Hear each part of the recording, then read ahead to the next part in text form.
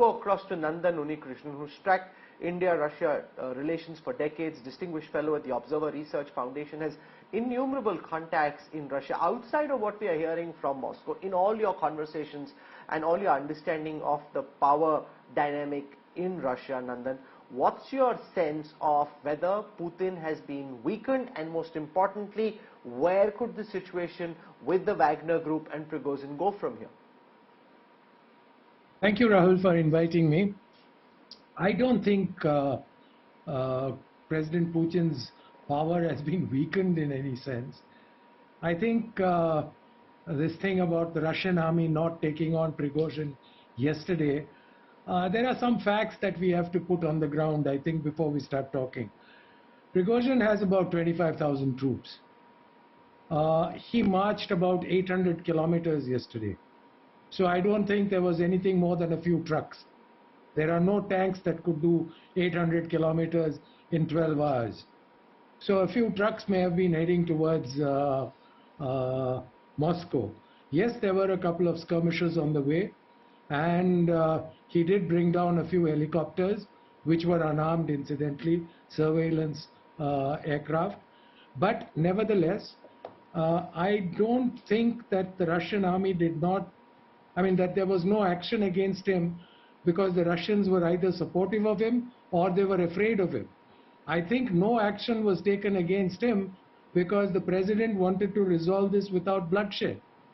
And he was hoping that at some point of time, Mr. Prigozhin, who clearly it was not expected what he did, because he met Mr. Putin 9 or 10 days ago.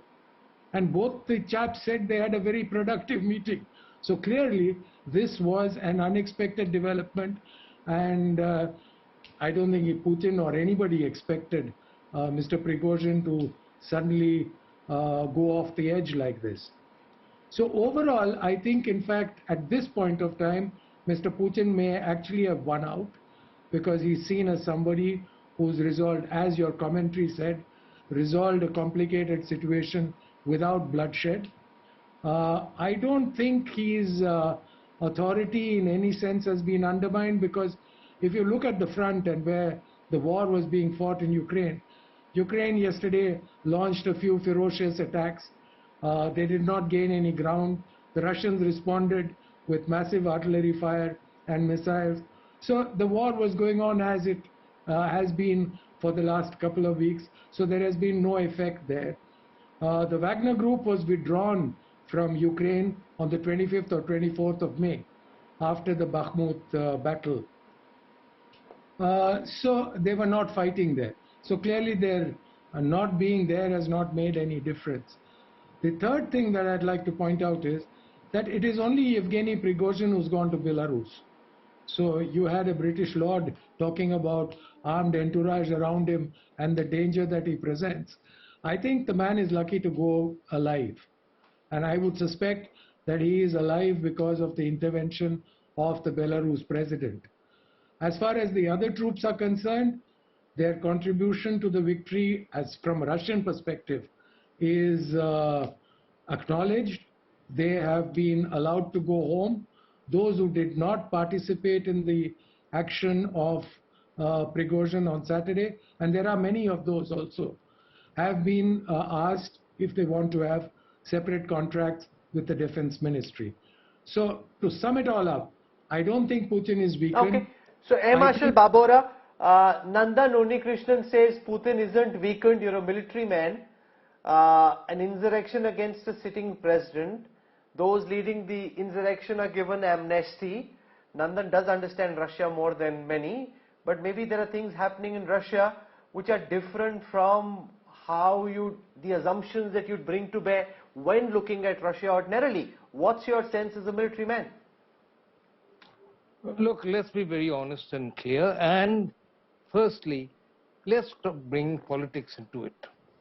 Now, we all know that the battle for Ukraine has not been successful as far as the Russians are concerned. Why? You want to make war? Come on, then use strategy. For goodness sake, Putin was controlling the war by removing his generals one by one by one. Is that a way of fighting a war? Just because that general couldn't perform up to Putin's? And is Putin a strategist as far as war is concerned, warfare is concerned? I really have my doubts. The way you start removing your people who are in control of certain areas, you will not succeed. And then, more importantly, I feel that power has got to Putin's head. And anytime power goes to anyone's head, it's trouble. It's trouble, and that is what is happening in Moscow. That power has gone to. He's been removing generals, left, right, center. I don't think you can fight a battle like that. Now, next coming is he has. So what do you Putin think will has gone- happen next, Air Marshal Babura, given the fact that this insurrection for the time being has been controlled? We're seeing Prigozhin head towards Belarus. Putin is currently not in the public eye, but he's there somewhere. Do you think this then brings the focus back on this Russian counteroffensive, the Ukrainian counteroffensive and the Russian pushback? Or do you think this has weakened Putin in a way that was unimaginable till 10 days ago? Yes, I think your second opinion is Well, correct. First and foremost, He's again, been- we're talking about a counteroffensive, and even the Americans have already said that this counteroffensive is completely ineffective, that Ukraine has failed to gain any sort of ground during the events that happened on Saturday, which is clear indication of the fact that, A, the army is progressing. The Russian army is progressing. It doesn't matter if Wagner is fighting on the ground, is not fighting on the ground. We're actually gaining ground. We're gaining ground around Bakhmut, where, you know, as rightfully has been said, Wagner has not been fighting there for quite some time.